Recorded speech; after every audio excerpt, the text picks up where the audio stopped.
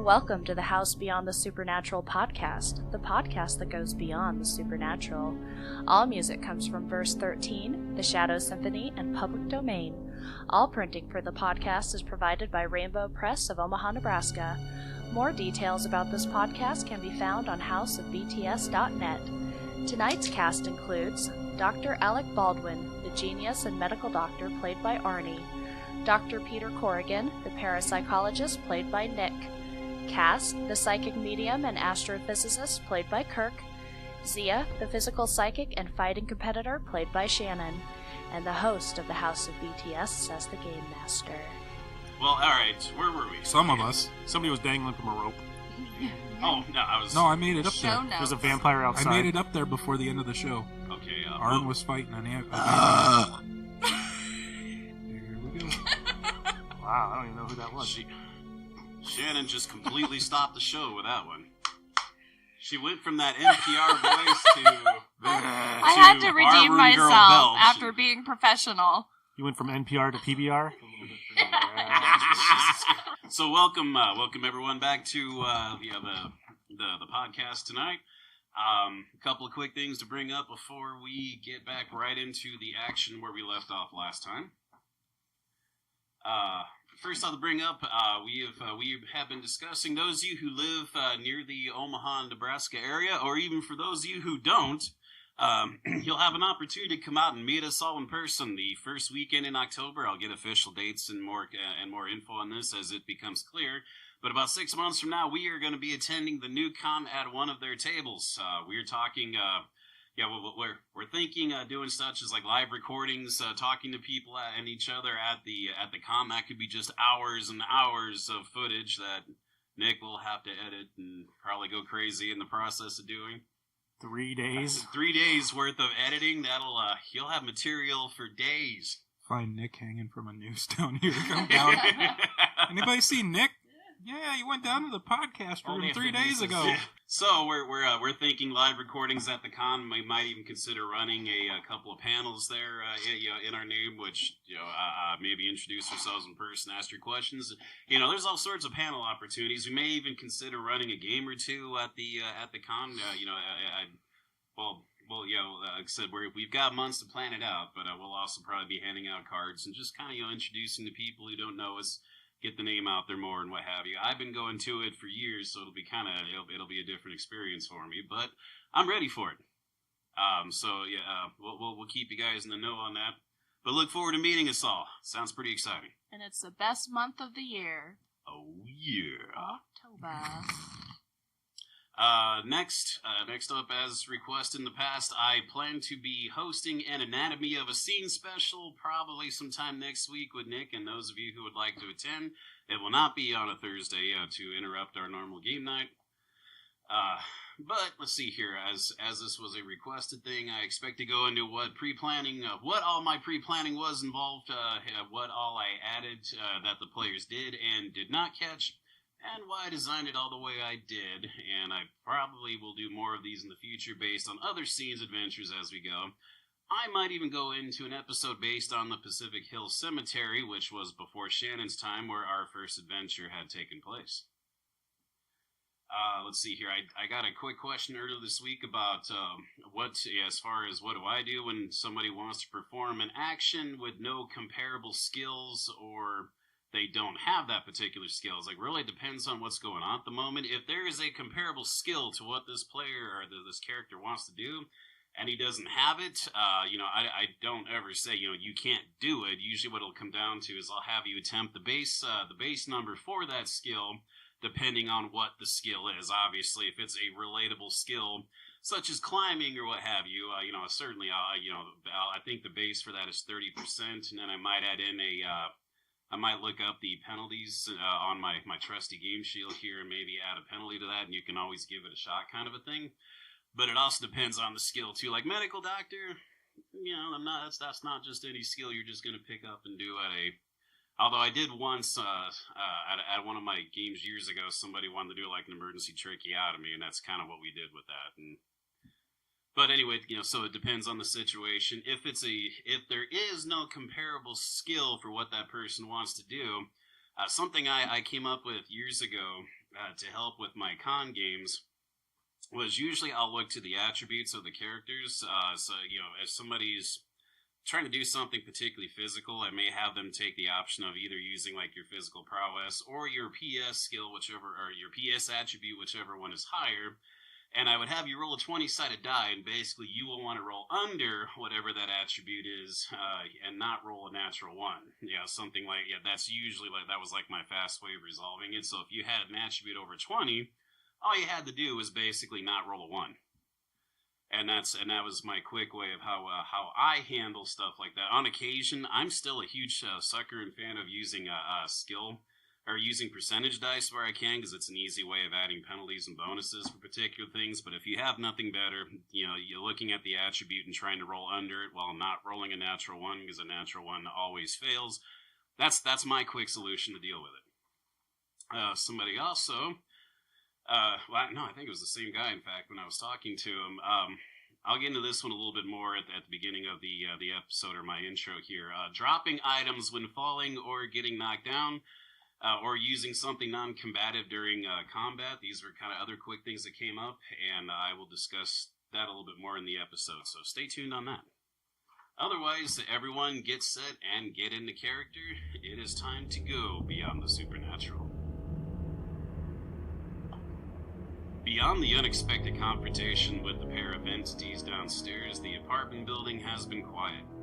That changed after Zia had climbed up the side of the third-floor stairwell wall with her knives like she was some kind of insect to reach the 4th floor as the stairs leading to it had collapsed.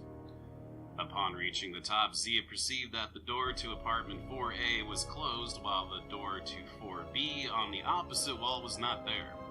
In fact, where the door should have been was instead a large hole, as if a rampaging bear had crashed through the door, its frame, and the wall surrounding it, scattering debris and the shattered remains of the door on the floor as it rampaged.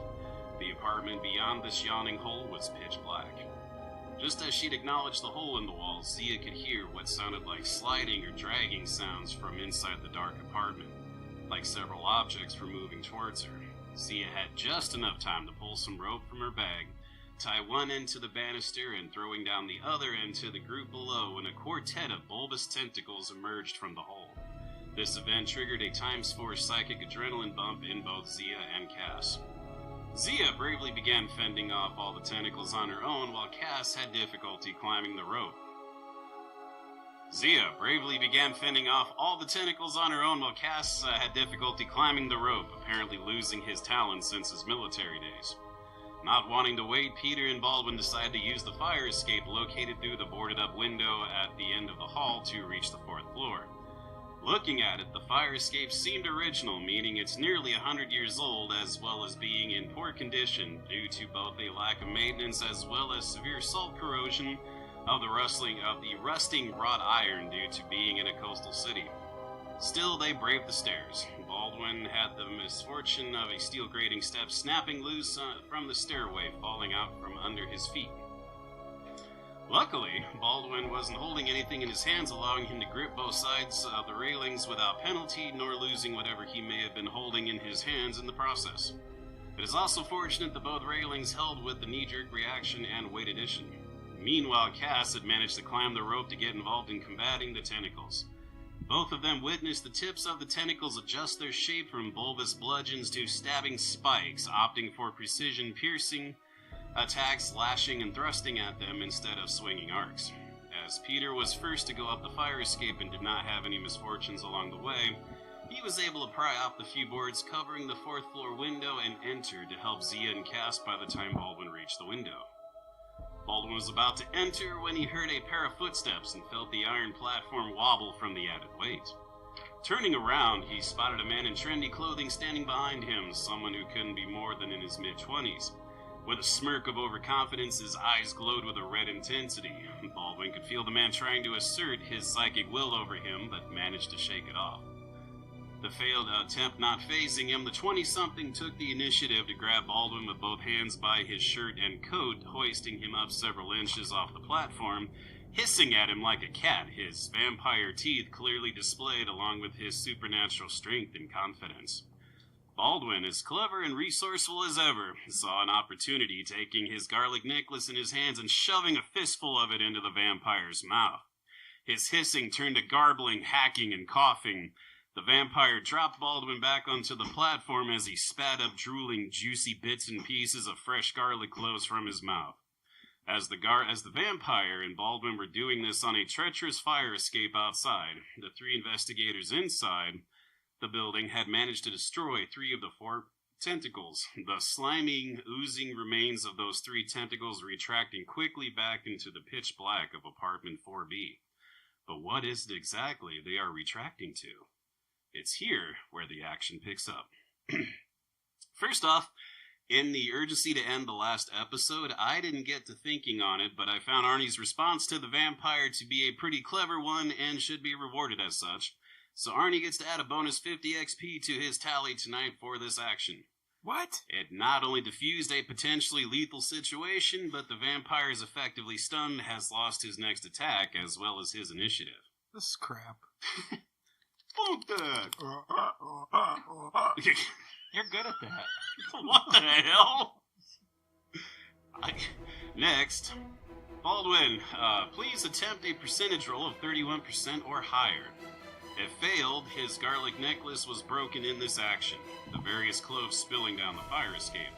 God. Roll to see if you still have it. I rolled a 79. 79. You're good.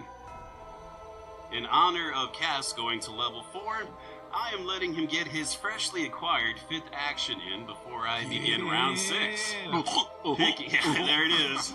Both of you get in on the action now. Okay, so picking up at the end of action 5. Okay, we still have 1 tentacle left. There is still currently 1 tentacle, and it has more actions to go. We just stopped on that on action 5 per my notes, which means I'm going to go and let you get one action attack on it here. One whack of the one whack for whack your of first the tentacle. Your first 5th action attempt. This is a historic moment for you. It's gonna be an epic fail. 17. 17 altogether. Yep. All right, these things have an auto dodge, but that's going to be a challenge. All right, we roll. Kind of like Cass's everyday life. It's a challenge. What do you mean? I rolled a natural 1, so no, it did not auto dodge. Not at all. That's a hit. 8 to its SDC. All right, you're doing 8 directly to the SDC of the tentacle, and you'll be also doing hit point damage, which is now an additional +1 to what it was your last game. 14 points of damage. 14 to the hit points, 8 to the tentacle. That almost makes up for the rope fiasco. Thank you, Sia. Thank you. Alright, so with your action 5 out of the way, that now brings it to an action 6. Does anyone dealing with the tentacle have 6 actions? I do. Duh. Zia, you have initiative. I am going to stab it. 21. 21? Man, I got some high rollers tonight. And I rolled a natural 3, so I am not a high roller tonight. Wah, wah. 22 damage. Holy crap. Jeebus! Nicely done, Zia. Between your spirit strike with, what were you hitting it with? Remind me. Crowbar. Crowbar. It's a classic crowbar. And her knife strike, it does not look like it will take another hit like that. However, let's see here. This thing happens to have more attacks yet. So it's action 6. I need, let's see, 1, 2, 3. Against you 3, it is, looks like it's Cass that it wants a piece of, so it tries to stab at you. I know, isn't that, that's some bullshit on them dice. I have altogether 16. It's a good start. You can parry or dodge. Parrying. Ow. 12. You have been stabbed. Let's see what kind of damage it does. And Cass dies. Yes. I die! Tentacle strike. Let's see here. I'm not fixing you. I wouldn't expect you to. Where's the love? Altogether, I have, looks like 8 points of damage. Not its best hit. Are you in the hit points yet? Nope, I'm close though. Alright, SDC is, think of it as throwaway damage. It's when you get the hit points that you gotta panic.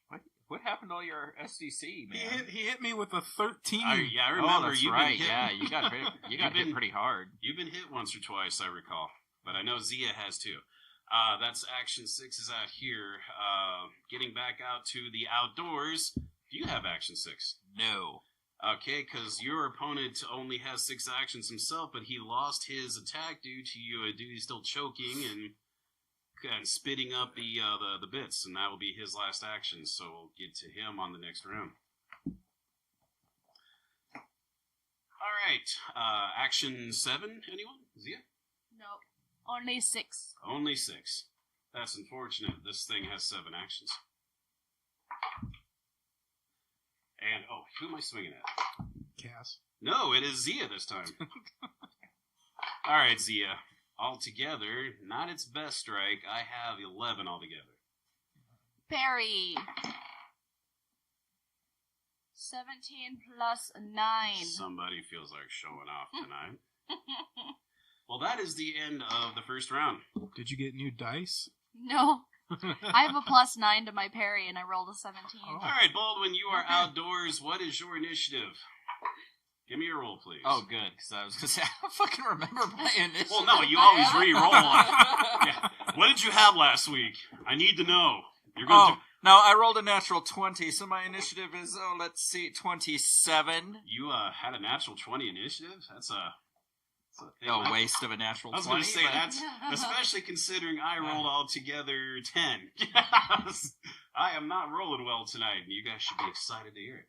So so you and the vampire, that's currently, that's what's going on there. You'll have the vampire that's currently going on? Is there more than one? Jesus Christ. Could be. Could there be? Is this the same one? We must find out. From earlier that I've... I don't you remember. never actually saw the see his face. You I saw his skeleton. You saw face. a skeletal corpse in the under the pavement. That what you did. You have no idea what your well, you have ideas. You got some faraway pictures from your dude, but hard to say. Is it still stunned from the garlic, or did that end with the last round? No, that is a stun. That's one action. You 3 indoors. Doing a little Rain Man over there. Definitely doing numbers. Definitely. Yeah. 6. See, there we go. Blue light 6. special. A bad initiative though is it could be worse. Mm-hmm. I rolled all together for the sole surviving tentacle. I have a 10 altogether. What about you two? You two are still are currently in mortal combat with a tentacle. 15. 18. 18 has it. Save best for last. All right, we will we'll do this Kevin style, where we'll do a couple of rounds indoors and a couple of rounds outdoors, since there's separate things going on. Action 1, 18 over there. Do I have to recharge my spirit strike? I don't think you do. Actually, give us just a second. I'm going to check the book. Just curious. According to your psychic medium notes, let me find it here, because I have the medium info right here. Because you're level 4, I'm pretty sure you get it for at least a couple of rounds. So those of you listening right now, the question is, since he set up his spirit strike last round, how many rounds will it be activated? And that looks like it's 4 rounds. 1 melee round per level of experience. Perfect. So you have it for a whopping 60 seconds from now on. At least till you go to next level. Yep. So yes, it is already activated. You do not need to spend the ISP for it. All right. I'm going to try to take down the tentacle porn guy. 15. I'll get back to you on that. Okay. So 15 you say? 15 you say. It tries to auto-dodge, and it does with an 18. It was a good strike, but I rolled... Yeah. Good. Brings it over here to Peter. Peter. And I go stab it. Stabby. Stick him. I got a crit fail. Oh, jeez. So, all right, here we go. So, the tentacle gets its turn, And even for whatever reason, Peter was the one who failed. He's still the one who's about to get stuck with it. But I have altogether an 11. Not a great strike. You could parry that or dodge it. I'm going to try to parry it. Attaboy. That is a 9. Oh, the pain. Yikes. I have 12 altogether. Are you into hit points yet? No, I still have SDC. Good. Zia, action 1. I'm going to stabby. Another 21. Holy crap. Yeah, no, not with that roll. That's an easy hit. 17 plus 4. 19, 20, 21. It's too much for, one hit too many.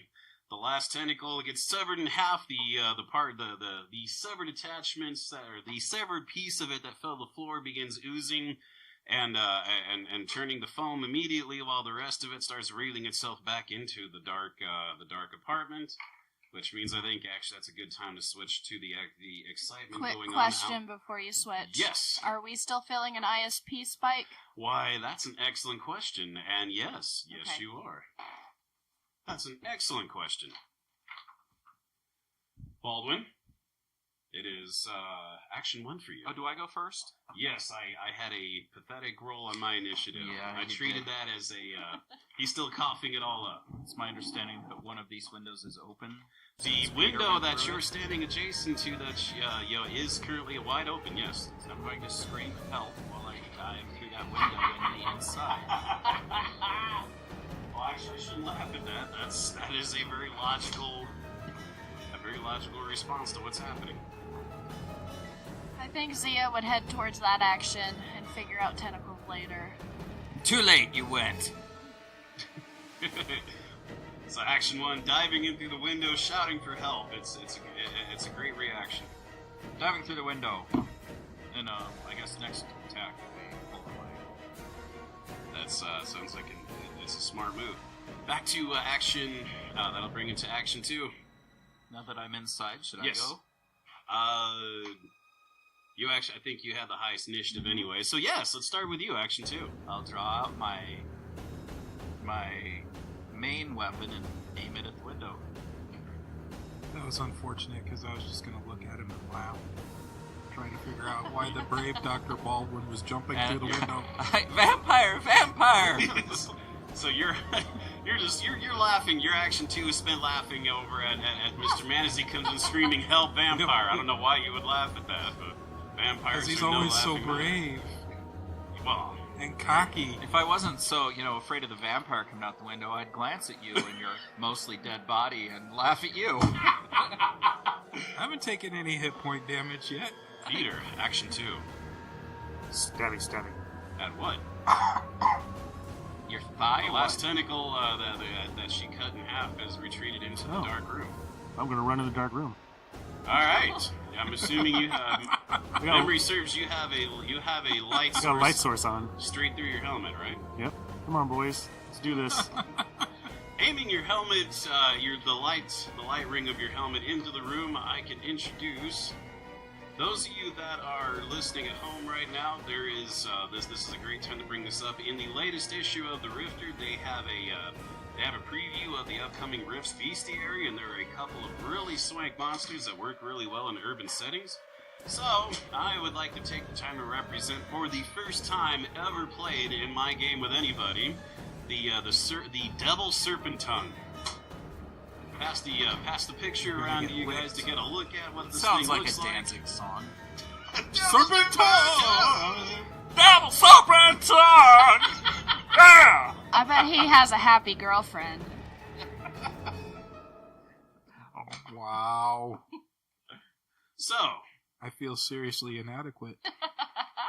and Now- not just because of the picture. When you jumped in, did you say help or help vampire?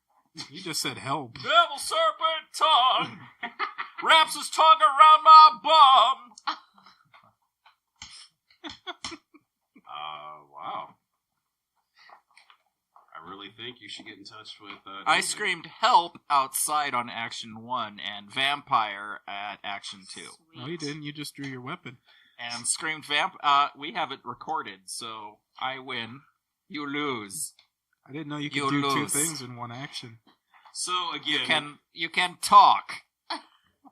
so for those again listening, You can't talk. On page 105 of the Rifter issue 82, it's so new they don't even have the PDF yet. That the couple of notes to bring up. The Devil Serpent Tongue. It is the notes that I can share with you guys. It is big and bulky as a bear. You would think it would be easy to track and hunt down, but nothing could be further from the truth. It is known for being as big and bulky as a bear, being able to walk on its hind legs or on its knuckles like an ape. You can see that's pretty obvious. However, I am going to need a demon monster lore to share any more with you. And the rest of you that, since all of you are indoors, every one of you can make a demon monster lore. With a negative 10%, as this is not a common creature. I choose failed. not to, as I'm focusing on the windows. That makes perfect sense, and I appreciate you keeping that real. I failed like a motherfucker. Made it by 4. Made it by 4%. Very Yep. nice. Made it by 1. So between the two of you, I will share the following details. Its mouth is made of 3 scissor-like mandibles that is known to are used to cut out chunks of meat from its prey quickly. Ew. Normally, up until its debacle with you 3, now 4, the 4 tentacles that gives the creature its name extends from its mouth and provides an even longer and deadlier reach. Its hands are known to have powerful suction cups that lets it climb up stone and wet hard surfaces and cling to rock and ceilings from high places. And it's also commonly known to have both night vision and infrared, which is probably how it was able to attack you guys without directly looking at you per se. It's also known to being surprisingly quiet and stealthy and hard to track down. So I will share those bits and pieces. Everybody but Baldwin is catching up on that since his attention is rightfully placed on the window. Well, I failed unless somebody is saying all this out loud. Nope, sorry. Well, I'm too busy looking at this thing like... I heard vampire, and I have bandolero of steaks, and I want to use them. She's got a knife in one hand and a steak in the other.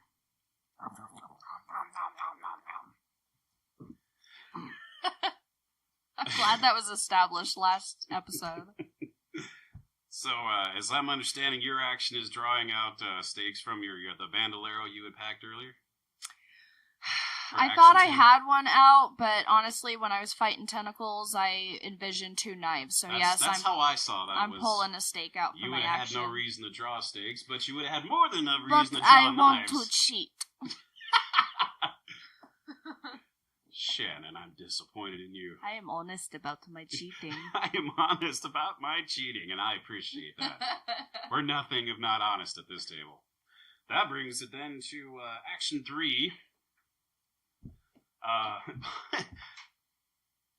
Baldwin's paying attention to the window is worthwhile because a very enraged, angry-looking, drooling vampire, now with a blurred action, kind of does one of these things where he's suddenly in front of the window. He's got his arms up, basically keeping him, to hold himself just inside and braced to kind of look at what's going on and what he's dealing with before he enters. He can't come in unless we invite it. I claim this place as my domicile! Invitation revoked. Let me in, Brewster. Let me in. You're Come so on, man. cool, Brewster! Come on, man. Come on, Pike. Well, there went that sponsorship. All right. So, Action 3, Baldwin. As mentioned, this thing is now peering into taking stock that there are 4 people in the room with him, or 3 others with you. Fuck, I can see him? Oh yeah, I mean it's. I would imagine that she doesn't need a light source. I know you got a light source On the gun. Yeah, and you had drawn it, if I'm understanding. I right. did. So yeah, you've got a light source aimed directly at him. So, am I standing or sitting at this point? With my understanding, with your running in, I didn't see it as you hitting the dirt. So no, I would see you. You didn't. I didn't hear you do like a flying leap kind of a thing. You weren't dodging, so I'd All right. see you still standing. Now, what are the rules about firing a gun and moving. If you fire a gun and moving, you lose any of your bonuses that you would have. 2 seconds. Okay, then I'll fire my gun and then move. Because you can move next turn. Yeah, fuck, I'll take a shot at it. We'll see what happens. So standing still, yeah, you would be allowed to use your strike bonus. Hit 10. A 10. A 10. All right. I need to roll. This thing would consider or even conceive that you would fire at him with silver weaponry. So give me just a moment. I'm answering your previous question here. He would also have a penalty to dodging at such a close range. So I doubt you ran in more than 10 feet, considering what we're working with here. So yeah, I'm going to treat that as he's got a negative 10 to dodge at a point-blank range, if he even decides to dodge. All right. Intelligence roll. Apparently, yeah, he doesn't think you're actually using silver weaponry, so he doesn't bother to dodge. So that 10's a hit. Why would he? That's a main that's a main body strike on a 10. He's gonna feel this. Give me some damage, my good man. Not bad. 25 damage of a silver bullet. That's not bad at all. 25. Then that goes right to hit points. And let's see, they have supernatural endurance, however, so that's not a direct stun. But that does send him reeling away from the window as he lets out a screech of pain. And you hear from outdoors, all of you hear various sources. There sounds like a couple of different hissing sounds. And that is when the creature that Peter's staring at decides to get up, or no, actually kind of gets on its hind legs and starts knuckle walking towards you, Peter. Uh-oh. He's not charging, but he's coming right at you now. He knows he's been seen. He's coming right at us! Alright, so I have 2 options. I could run in the room, or I could fight the vampires with you guys. This is your choice, Eyeball. I'm going to run in the room. I admire your bravery. I'm going to put my silver dagger away. I'm going to pull out my shotgun. I thought you would blind him with camera flash. No, I'm going to use my vial of glitter for that. Your vial of glitter. I took multiple vials of glitter out of that girl's I forgot purse. about that. You did. Holy shit, you did.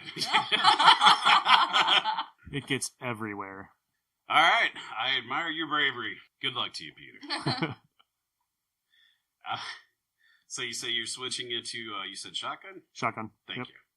So you can start firing upon it next action. The safe, right, being as you know what this is, there are no real direct critical weaknesses in this thing. But, the only thing I can really state to it is that it's actually, well, not even, doesn't even necessarily have an incredible armor rating per se, but depending on what you shoot at, there are places of it that can take a whole missload of damage. So it might take some work. But that is your, that would bring it to action 3. Yes.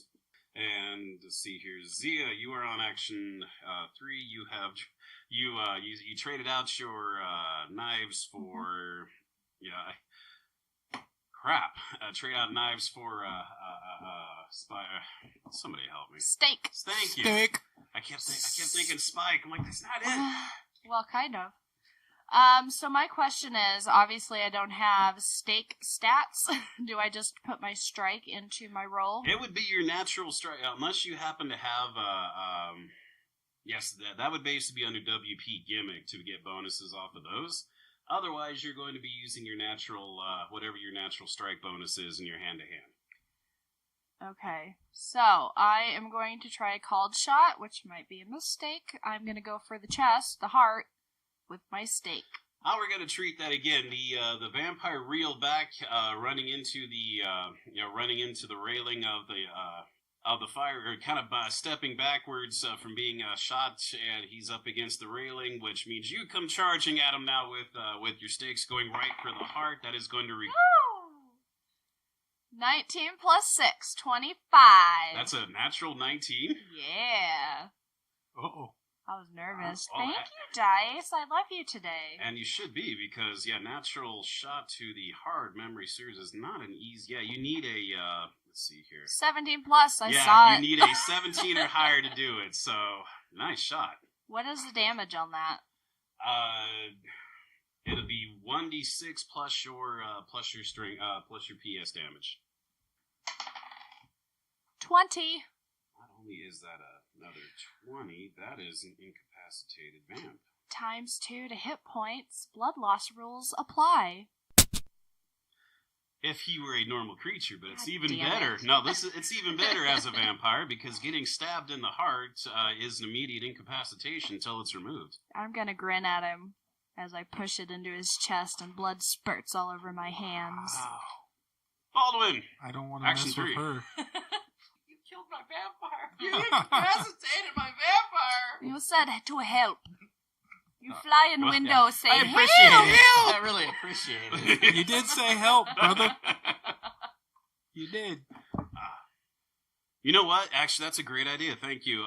We'll go ahead and restart the initiative in a moment because there's currently we'll get back to right away. We're dealing with a bear. Currently, a bear-like monster, but currently there are no vampires to be seen, but they heard additional hissing on and around the apartment, which means they know they're not alone with this thing, and that's where we are going to end this episode.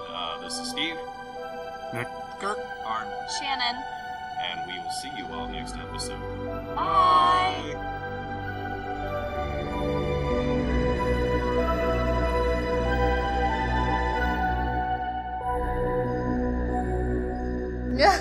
Did you like that? I would like to make a note to everyone that Shannon has missed her calling as a as a podcast introducer. NPR host. That was NPR host. That's what I These was balls just melt in my mouth.